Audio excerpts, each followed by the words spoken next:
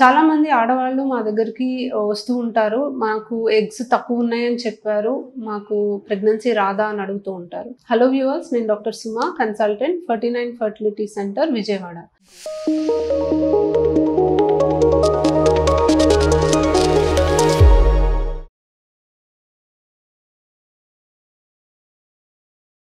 So eggs అసలు ఎన్నుండాలి ఆడవాళ్ళకి and ఎంతుంటే మనం తక్కువ ఉన్నాయని అనుకుంటాము అండ్ ఎగ్స్ నంబర్ తక్కువ ఉండడానికి కారణాలు ఏంటి అనే దాని గురించి తెలుసుకుందాం.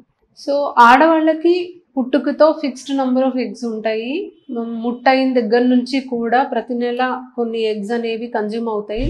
మామూలుగా కొన్ని ఫాలికల్స్ అనేవి ఏర్పడతాయి. ఆ ఫాలికల్స్లో ఒకటో రెండో పెరుగుతాయి అండ్ దాంట్లో నుంచి ఎగ్స్ రిలీజ్ అవుతూ ఉంటాయి. అండ్ ఈ సైకిల్స్ అనేవి మనకి ముట్ట ఆగిపోయే వయసు వరకు జరుగుతూ ఉంటుంది అండ్ ఆ తర్వాత ప్రెగ్నెన్సీ వచ్చే ఛాన్సెస్ అనేవి ఉండవు. సో ఈ పెద్ద మనిషి అయిన దగ్గర నుంచి ముట్ట ఆగిపోయే వయసు వరకు కూడా మనకి ఫాలికల్స్ అనేవి ఏర్పడతా ఉంటాయి, కనిపిస్తూ ఉంటాయి.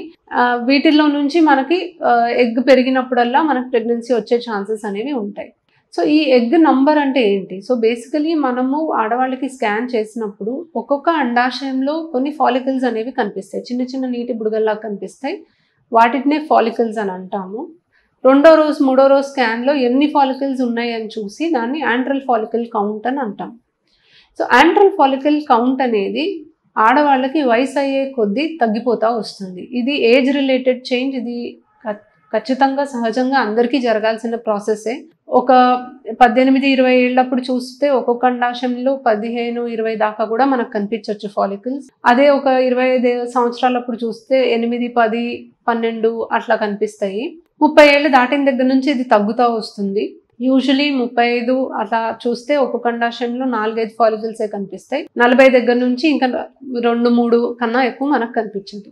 సో ఎగ్ నంబర్ తగ్గిపోవడం అనేది ఏజ్ రిలేటెడ్ చేంజ్. సో వయసుతో పాటు ఎగ్ నంబర్ తగ్గిపోతుంది, అది సహజమే, అది న్యాచురల్ ప్రాసెస్సే. చాలా మంది 40 ఇయర్స్కి వచ్చి మాకు ఇప్పుడు మేము ఈ రీసెంట్గా మ్యారేజ్ చేసుకున్నాం, నాకు ప్రెగ్నెన్సీ కావాలి అన్నప్పుడు డెఫినెట్లీ వాళ్ళకి తక్కువ ఎగ్సే ఎక్స్పెక్ట్ చేస్తాం.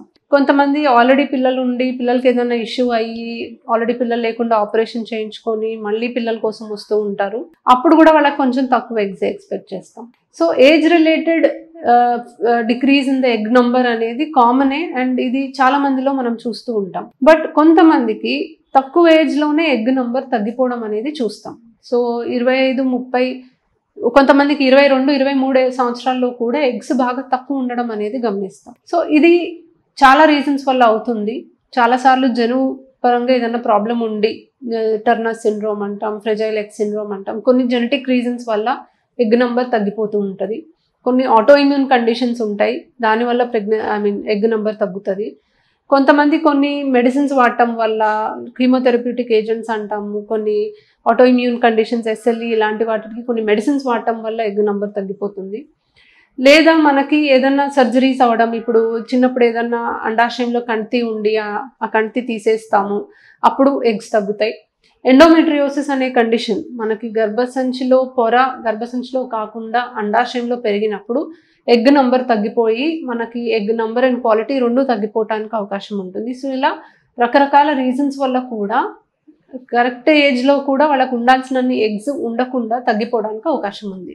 సో యూజువల్గా మాకు ప్రెగ్నెన్సీ కోసం ప్రయత్నం చేస్తూ వచ్చిన ప్రతి ఒక్కళ్ళల్లో కూడా ఎగ్ రిజర్వ్ అనేది చాలా ఇంపార్టెంట్ అండ్ ఎగ్ రిజర్వ్ బాగున్న వాళ్ళకి ప్రెగ్నెన్సీ రావడానికి చాలా ఎక్సలెంట్ ఛాన్సెస్ ఉంటాయి. ఎగ్స్ తక్కువ ఉన్న వాళ్ళకి ప్రెగ్నెన్సీ వచ్చే ఛాన్సెస్ ఆటోమేటిక్గా తగ్గిపోతాయి, ఎందుకంటే ఎగ్ నంబర్తో పాటు ఎగ్ క్వాలిటీ కూడా తగ్గుతుంది.